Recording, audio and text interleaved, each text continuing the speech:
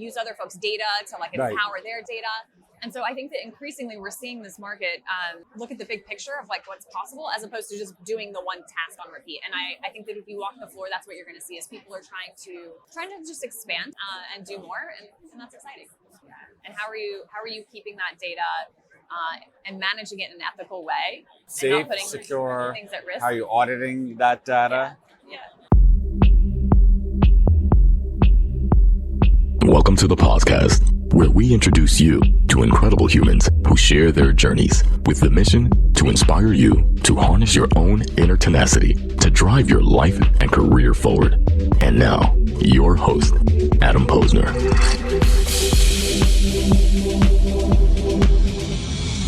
We are back with our second episode of the day. I'm excited. Lisa Russel, welcome to the podcast. Hi, thanks for having me. My best friend's name is Russell, so I appreciate anybody with the last name Russell. I saw it, like Lisa Russell, we're going to get her on there. Lisa works for a company called Vizier. Let's start off. I mean, we were talking earlier. What do you guys do? Vizier.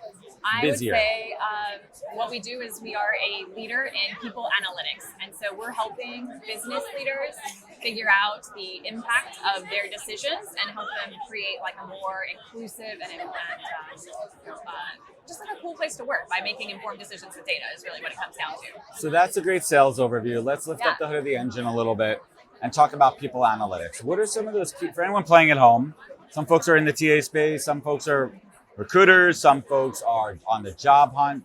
When we talk about people analytics, what are some of those metrics that companies are looking at? Yeah, it really depends on the role of the person who's looking at the data. And I think that's one of the shifts we're trying to help make is the fact that everyone on like an advisory board, everyone who's in an executive team, anyone who's managing people should actually be looking at data and understanding how they can make better decisions to drive not only like satisfaction and inclusion, but also drive revenue in the organization, right? So depending on the roles, it might be like a CEO saying, hey, how do we recruit better talent? Or someone who's in an HR team might be saying like, hey, are people using the benefits that we're offering? A manager might be saying, how do I create more inclusive workplaces? Are people, cool with my management style and getting feedback on that? So, but what are those data points? Let's go a little bit deeper. What are those data points that a CEO would want to look at? What are some of those key metrics? It's like cost of hire. It's like the speed of hire. It's increasing retention rate. So how long am I keeping people in the roles that they're in? How quickly are they progressing or like moving up in the organization? Does L&D impact that progress? Right. All those types. So then Vizier's creating a custom dashboard based on what that company needs. Yeah. Different levels of access, obviously. Absolutely. The data points are interesting. Not every company is like, listen, if it's a sales organization, you're going to get those numbers. Yeah. Right. You could look at sales dashboards all day long. You have to, yeah. But what about the qualitative points? How do you measure qualitative points? Like satisfaction, is survey based? Yeah. Give us a kind of a generic example. Sure. I think one thing that's important to understand is that Vizier as an organization has been around for like 14 years. So like on that side of the business, we have been pulling together disparate data to help anyone in the company make better decisions. And so the data that they're like using could be anything from any system. So it could be CRM data, it could be payroll data, it could be engagement data. But on my side of the business, when we're talking about like embedded analytics, we're coming into partners like Found. We're coming into partners like a lot of the folks that you see on the floor today. And we're saying, hey, what data do you have available? And how can we light up analytics that's going to help not only help your customers make better decisions, but also show the value of your platform? So when we talk about qualitative and quantitative data, a lot of it has to do with just like, what are you sitting on? We'll figure it out. Are sitting on gold mines. They don't even realize what they have. So it's your job to come in and say, do an audit analysis. Here's what you're working with, and the aha moments, right? That's what we live for as sales folks. Exactly. When we can bring a genuine, authentic aha moment. Yeah. And I want to talk about some of your aha moments in your career, actually. Sure. Tell us what you did before, because you worked in. Keep me straight here. Nonprofits, inclusion's a big part of your background, It is. and now you're in this function. Yeah. How did you ensure, from your career path perspective, how did you get here? I love the question. I would say to start, like I consider myself a social impact entrepreneur. And to me, what that means is that I am motivated to see an increasing number of like business leaders and people in power taking on the opportunity or the challenge to create everyday, workplaces that are inclusive, that focus on impact, that focus on purpose, and not just driving revenue, right? So previously, I founded a company that was really in the diversity, equity, and inclusion space. But what we were trying to demonstrate to business leaders is that like small micro changes in behaviors and in structure within the organization could lead to like quantifiable impact in terms of employee engagement, satisfaction, and also profitability, right? Yeah. So I did that for 6 years, really trying to help businesses make the right decisions for their people and employees. Well, let's pause on that and Yeah. dig a little bit deeper, because I think it's interesting. Companies, do you know who Torrin Ellis is? Oh, Torrin Ellis, yes, of course. So Torrin was on his episode came out last week, and he's like, nothing's worse than these companies that launch DEI and B after the George Floyd. Like that shouldn't be the reason why they do that. So that it's a PR move and kind of check the box, Yeah. and that's awful. Yeah. But we started to talk about something similar to what you just said, are micro changes that make a big difference. It doesn't have to be these grandiose kind of all of a sudden, because that could make a giant ripple in an organizational culture. It's not necessary. Yeah. But understanding where those gaps are, small little things here and there, maybe uncovering a company-wide cultural bias that could be changed one way or another. And biases aren't always race motivated. Biases come in a lot of different things. I mean, one of the biases that I absolutely hate is like bias. Simple. We don't need the same culture of yes men and women and folks there too. So talk about some of these micro.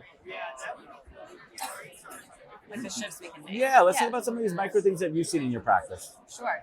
I think some of my favorite examples were things that I've seen drive impact, and they were things like, hey, based on the information that we have, it looks like women are getting interrupted in meetings a lot. What?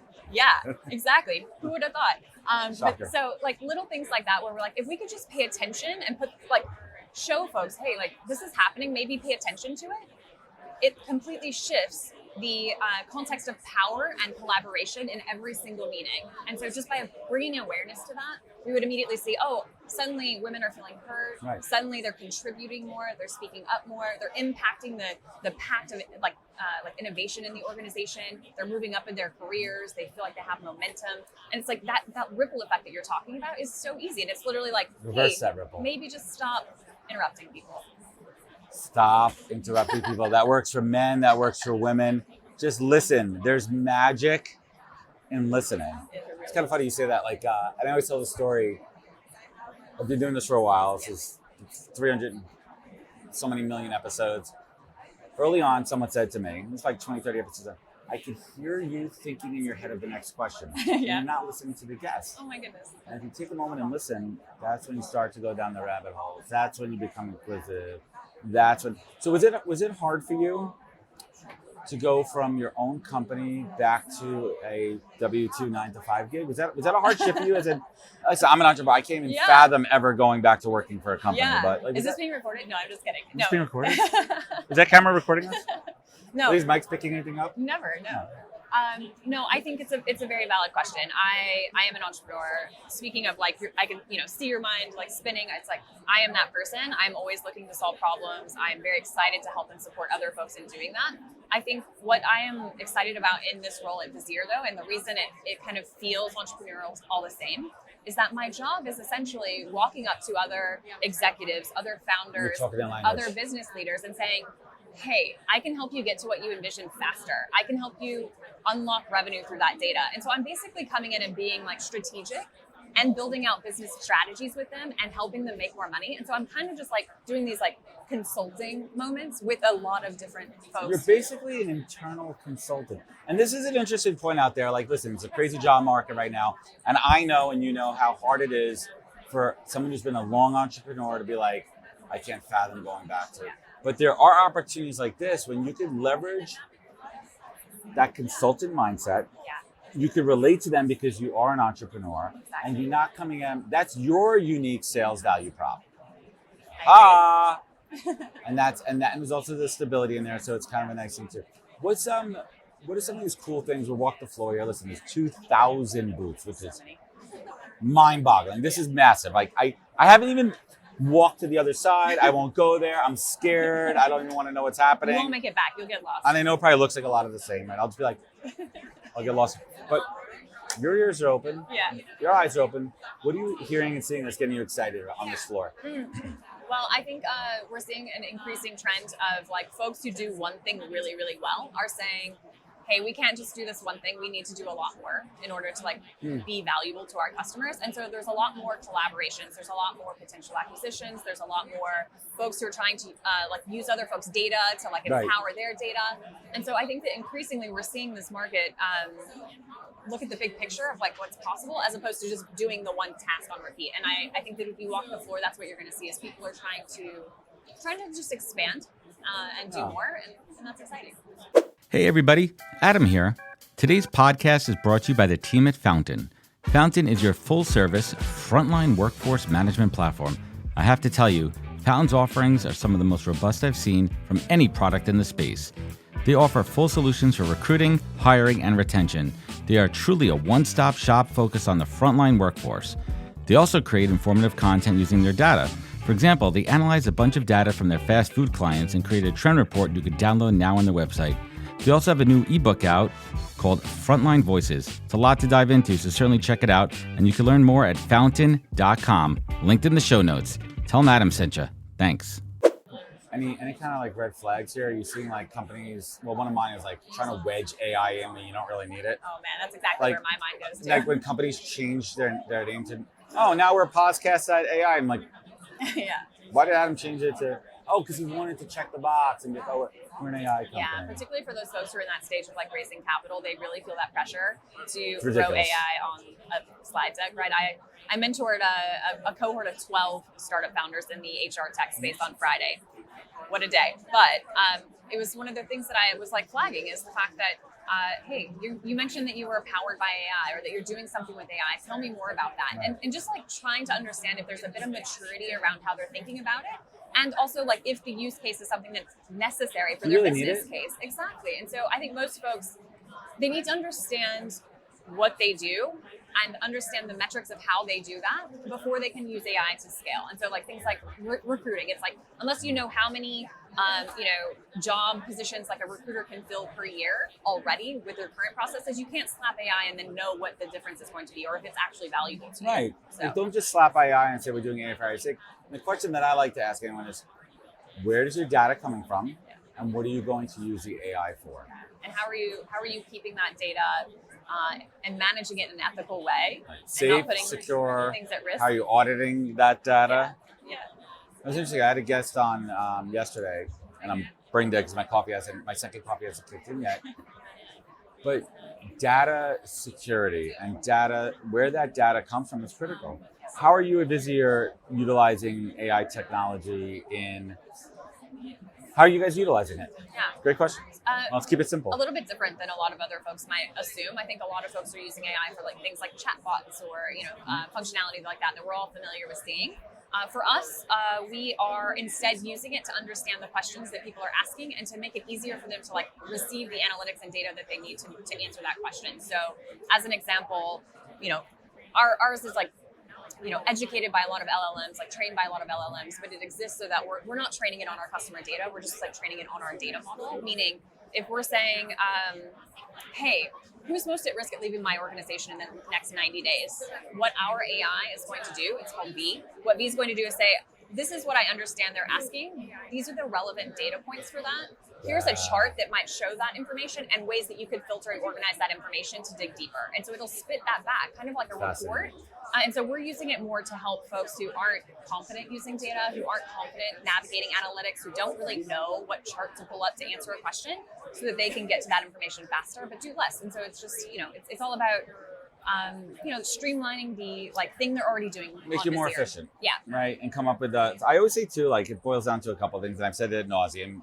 Use AI as a tool, not a crutch. But also kind of I'm workshopping this idea in my head of how do you use AI as a thought starter? And it's like your support. It goes back to that old little Microsoft, the Clippy, right? Yeah. Like the paperclip. I love the Clippy. Like that was the OG AI, right? Like that was it. What's keeping you up at night these days? Oh, what's keeping me up at night? Well, as a salesperson, I'm just always trying to close deals. So certainly that's a thing. Always. Sales. Always be selling. We're all doing it, exactly. But aside from that, I think I think that I'm really still trying to figure out how to your point about entrepreneurship, how to really give back and help put folks who are early stage founders on the right path, and help them use data in the right ways. And so to me, it's all about mentorship, like giving back to community, helping them see that like, you don't have to learn all the lessons the hard way. Like Right. you are not going to be able to build the infrastructure out of the box in a year's time. So just like providing people shortcuts and like helping folks get further than, I did in 6 years. And I love that mindset, guys. It's full circle. Sharing means caring. Have an abundancy mindset because it always comes back to you. You don't have to hoard it. There's so many. I mean, if you look around this room right here, I mean, I could look in just my eyesight. I could see competitors across from each other. I mean, we're not reinventing anything new here. No, right? and they all have the same problems. It's either challenges. payroll, hiring, benefits, payments, recruiting, staffing. Like we're at a conference here, and there's a lot of competition here, and learn from each other. Exactly. There's a lot. Community is so important. There's a lot of Authenticity as well. So it's like, why show up and just like put on a face that you have something that you don't, and or that you're solving a problem that you haven't quite figured out, right? I feel like a lot of folks are just like really pushing forward things like that are more ideas still, and it's like, let's just be real about where we're at and what we can do with our technology right And now. is this a problem that really needs to be solved? Are you creating a problem? So let's wrap it up and bring it home here. And I'm gonna go back to some like more traditional podcast kind of questions for everybody, because I want to get that perspective. We give a lot of advice, we hear a lot of advice, we give a lot of advice. But what is that golden piece of advice given to you that you take action on every day? I think lately what's been top of mind for me is transparency. I have had many experiences, I think, in my career where I didn't trust my gut around whether people were showing up in a way that I could trust. And so I think what I'm excited about in this role and currently just trying to encourage other folks to pay attention to is just how much information do you have access to? How much do you know what's going on in your organization? Is there a sense of transparency? And really just like orienting towards trust in both like community and at work and what you're committing your time to. That is sage advice. That is absolutely sage advice. I want to thank Lisa Russel for joining us. Hey, Lisa, where can folks find you? Where can they connect? Where can they learn more? Yeah, definitely come check out Vizier.com.